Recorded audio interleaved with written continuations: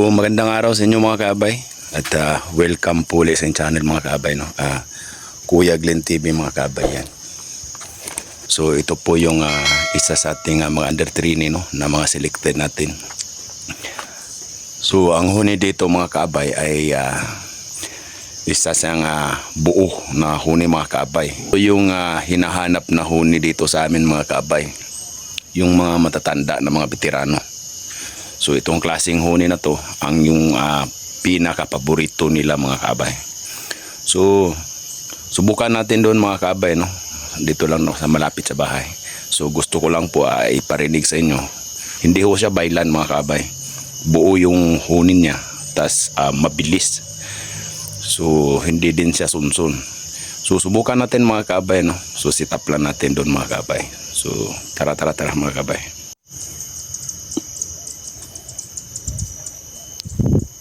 Ayan siya mga kaabay. Lalaking lalaki yan mga kaabay. Nailap pa. So bago pa lang ito mga kaabay, no? Isa sa mga selected natin na huni. So dito lang natin lagay mga kaabay dyan. Okay. So sana mabutan natin mga kaabay, no? Na humuhuni siya ngayon mga kaabay. So dito na natin mga kaabay ilagay.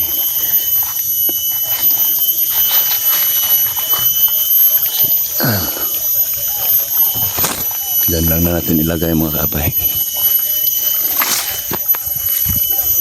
So ayan yung cellphone natin mga kaabay. Nakasit up na po siya dyan mga kaabay. So tanggalan natin ang takip mga kaabay.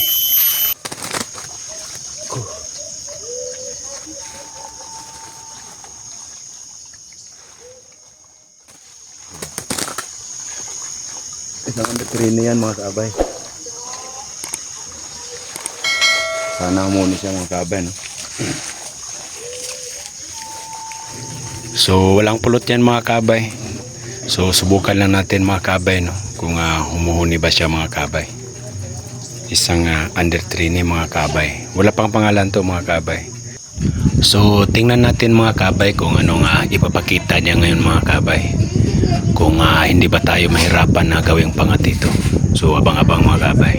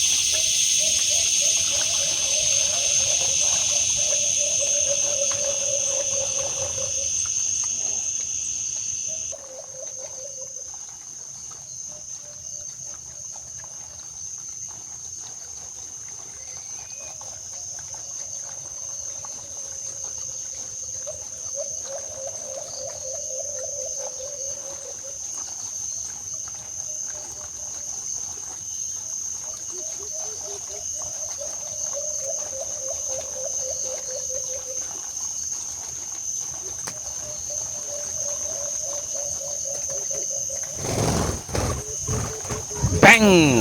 Bingo mga kaabay.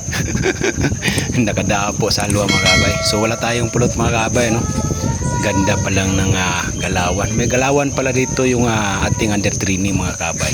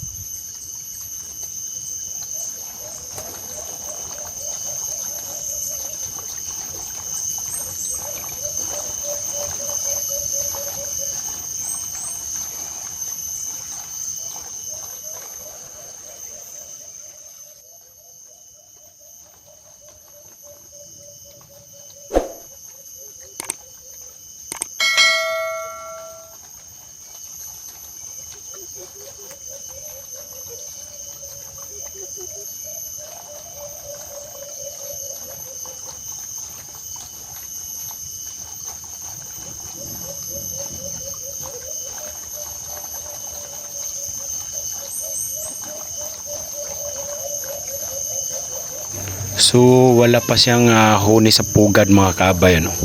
Hindi pa siya bumuyo. So yung estilo niya ay kampay to kampay lang mga kaabay pagka may alpas. Yan lang yung galawan niya sa ngayon. Mas maganda kasi pagka bumuyo siya mga kaabay, no? Yung huni sa pugad mga kaabay.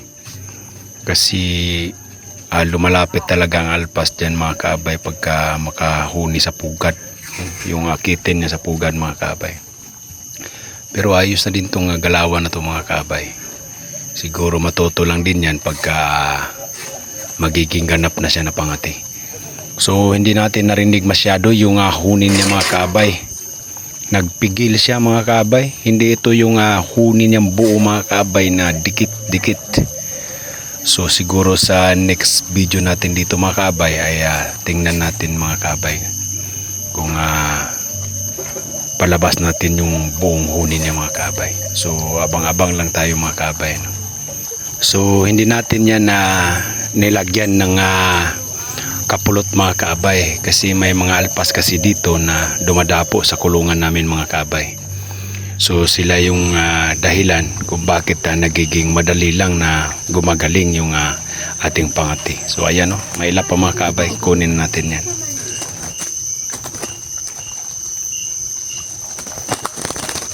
Ay lapa. Ganda yung huni mga kaabay, no? At hindi siya mahirap gawin pangati mga kaabay kasi humuhuni na siya mga kaabay. So yung kasagutan ho niya na malakas humuni doon, yung bailan, ay yan po yung pangati ng papa ko mga kaabay, no? Warm up ko muna kasi siya ang gagamitin natin bukas, no? Sabay ni Big Boss. So tayo bukas mga kaabay. So andun siya sa taas mga kaabay, oh. Ayun.